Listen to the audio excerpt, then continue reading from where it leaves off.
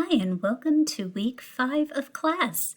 This week, I am going to be going over both the prompts for your research paper and your proposal. So let's start with the research paper. This is 1020, so of course we're concentrating on research and argumentative writing.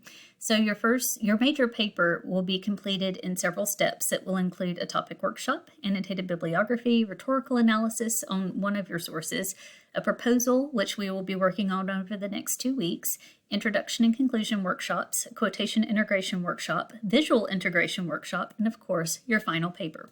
Your very first step is to pick your topic. You are free to write about anything you wish, but it must be something you can academically research. One of the things you have to be careful about is to make sure it's not too broad. For example, if you wanted to write a person a biography, an entire biography might be a bit much. Consider writing about a specific time in that person's life. One person I admire is Jackie Kennedy. She led this very full and fascinating life, but if I was going to be using her for this research paper, I might want to concentrate maybe right on the years right after her husband's assassination or just the year she spent as First Lady of the United States. You could write an entire book about her life, and we're just going to, with a research paper, it's not a book, and nor would anybody want to read a book if they're expecting a research paper. So it's perfectly fine to narrow it down to something very specific. For this paper, there will be a minimum of 5 sources. You do not have to get one from MTSU's academic database, but that is a great place to find sources, and we will be going over sources in a couple of weeks and where to find them and what's appropriate and what's not appropriate, because above everything else, they have to be credible. I will allow an image to be used as a source as long as it is used appropriately and is in line with the subject matter. And again, we're going to be doing a workshop on that in a few weeks, and I'll show you exactly how to do that and also how to use that in MLA. So your final paper is going to be between 1,200 and 1,500 words. Follow MLA formatting, which is 12-point Times New Roman font, double-spaced, proper quotation integration, proper citations. Again, we'll be going over all of that. And you'll also incorporate all 5 of your sources within the paper. So and I know that sounds like a lot, but we're going to be going over it step by step together. Now, the very first thing that we're going to be doing is this week you will be finding a topic, and that's what's going to be in your reflection assignment. And we are also going to be starting the proposal, which is due next week. So proposals aren't something that you just use for papers. You'll be writing proposals throughout your entire life, so it's a really good idea to know exactly how to create them. Of course, in college, most proposals will center around your major papers, but after college, you might write proposals for grants, for projects, or for your own research. There is a really good section on proposals in your books on page 286 through 305. Again, you didn't have to buy your book for this class, but if you want some extra information, extra reading, you can go back and look at it if you so wish. The book defines a basic proposal as A should do B because of C. So an example of that, MTSU, which would be A, should offer more DE courses, B, because it helps students earn college credit and save money, which is C. And in many ways, these basic proposals are like mini thesis statements. And so if you're having trouble coming up with a thesis statement, that's actually a formula that you could use. Again, we're going to be working on finding topics this week in your reflections. And once you identify your topic, you will write your proposal. So it will include your topic. Specific questions. What are you hoping to address in this paper? Like, what direction is your paper going to go in?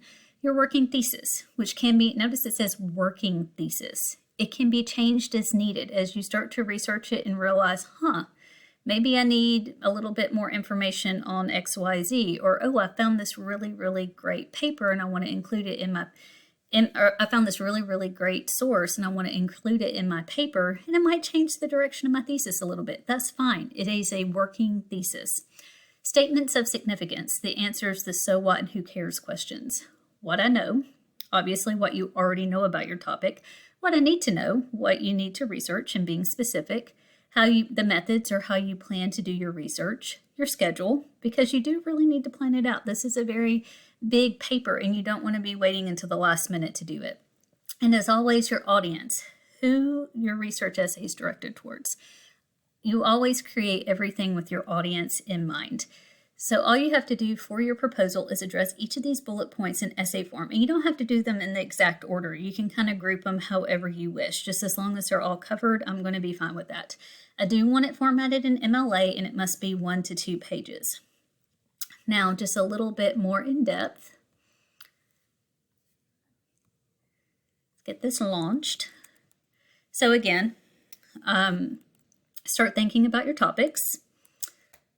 The first step, again, I cannot emphasize enough, identifying that topic, making sure you can academically research. Just give you some ideas. If you like history, consider writing a biography or about a specific historic event. If you like science or technology, explore a recent scientific discovery or the direction technology is headed. Explore your future career, whatever you would like. Just as some examples, in the past, I've gotten such a wide variety of topics, and they've been fantastic. So I've had a student write about lucid dreaming, being able to control your dreams. I did have a student write about the latest developments in diabetes research. One that I wasn't sure that would turn out really well, but turned out to be a fantastic paper, was fishing used as therapy. Apparently, they use it a lot with PTSD. Had no idea. It was a great paper. Video game violence is usually a pretty popular one. This was one I got last year, the evolution of airport security. Very interesting, kind of taking a look at airport security in the post 9/11 world. Hazing in Greek life. That's another one that I've actually had I think I've had more than one paper on that.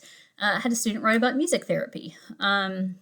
Another popular one, social media tends to be popular no matter what, and it can be taken in so many different directions. But I got social media and teenage depression. That was a fascinating paper. Somebody did write what makes a serial killer.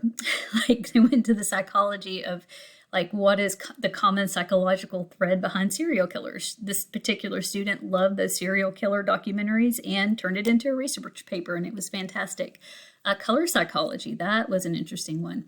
Last year I also got one, how social media spreads trends, and I had somebody explore cancel culture. So as you can see, such a wide variety of topics, and I want you to write about something that you're passionate about, something that you really care about. Just as I said, as long as we can academically research it, I'm pretty open for whatever you would like to do. This week, you will have the chance to explore some of these topics in your reflection. And I've also posted some links in your reflection about some potential topics, just lists of common research papers. So that way, if you're kind of stuck, you can kind of take a look at those lists and see if anything kind of speaks to you. So in this proposal, you're going to be asking very specific questions. So in this example, let's pretend like I am writing a paper on the Electoral College. Might not be as fascinating to some of you, but I do find it just a little bit interesting. So some of these specific questions I might be asking as I'm trying to figure out what I might be writing about. What is the Electoral College? Why is it important to know what it is? Should the Electoral College be done away with? What are some positive and negative aspects of the Electoral College? So these specific questions are just some things that you are thinking about addressing in your paper. You have to anticipate what your audience might not know about the topic and what questions you would want to answer about that. So your working thesis, as I said, can be changed as needed. The thesis is the backbone of your paper. It is usually 1 to 2 sentences that will let the reader know what to expect in your paper. In 5-paragraph essays, a thesis might look something like this. The Electoral College is often confusing, so it's important for people to know what it is, understand its history, and why we should keep it. And there's nothing wrong with that thesis, but we really need to start moving away from that 5-paragraph essay. There's nothing wrong with it. It is technically correct, but in college, they're going to be looking for something a little bit deeper, a little bit more. We don't want your thesis to be too simple. For example, the Electoral College is a very important part of our nation's election process. Well, yes, it is, and that's very broad, and that can go a whole lot of different directions. It doesn't really tell me what's going to be in your paper. So think about something like this. The Electoral College is a vital part of our nation's election process, and it's important to understand why our founding fathers put it in place. I would take that. That's not too terribly bad. But I do think you could dig a little bit deeper if you wish, but that would be acceptable. So to make it a little bit stronger, The Electoral College was put in place by our founding fathers, yet many people do not know what it is or what purpose it serves. It is important for every American to take the time to learn and understand the history of the Electoral College and its purpose in deciding the outcome of presidential elections. That's just tidied up a little bit more academic sounding. And so that's kind of what we're going to be looking at. And we will discuss these statements in depth as we move along. So, let me backtrack just a little bit. There is a formula you can use if you need help coming up with a thesis. By examining claim, it is clear that insert opinion. And so that could be because so many people are ignorant of the importance of the Electoral College and how it works. It is every American's responsibility to take the time to study its history and why we use it in our elections. So that's just a simple formula to help you come up with a thesis statement. So if the paper is going to be more informative, a thesis could look something like this. The Electoral College was established by our founding fathers to help ensure fair elections and protect states with smaller populations. Has very key specific language, is making a claim, and you just need to make sure you'll have the sources to back up that claim. So, statement of significance answers the so what and who cares questions. You have to let your audience know why your topic is important and why we should care. So we need to know why we have the Electoral College and why it was put in place. And why should we care about it? Because every American gets to vote, and that's important. What do you already know? Like for me, I already know that there's a movement to get rid of the Electoral College. In 2000, we had a president who lost the popular vote, but still became president. And there was lots of talk that, well, we just need to really get rid of this Electoral College. It happened again in 2016. And those were just things that I already knew. And I know that the Founding Fathers put the Electoral College in place to protect smaller states and ensure that their voices would still be heard in elections. But we need to explore, is that still relevant today? That's what I know. What do I need to know?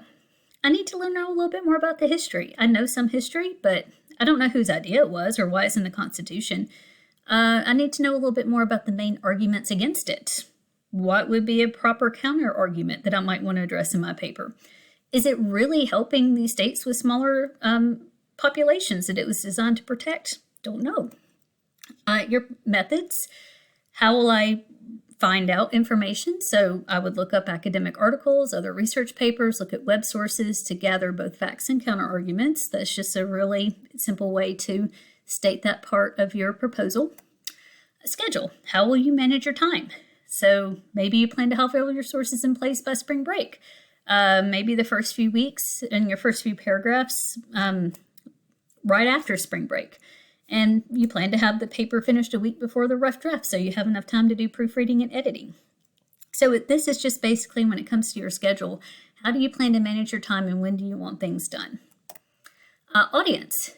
So my audience is going to be a general audience, and that's perfectly fine. But like in this case, it will be directed towards those who want to learn more about the electoral colleges, especially those who might be voting in an election for the first time. And I will need to make sure it's written in a way that everyone can understand it and that it will have clear sources that are cited correctly so that everyone can find out more information about the subject if they wish. And that's basically it. So we will be going over this more in depth in our Zoom this week. But if you have any questions or concerns, as always, don't hesitate to reach out.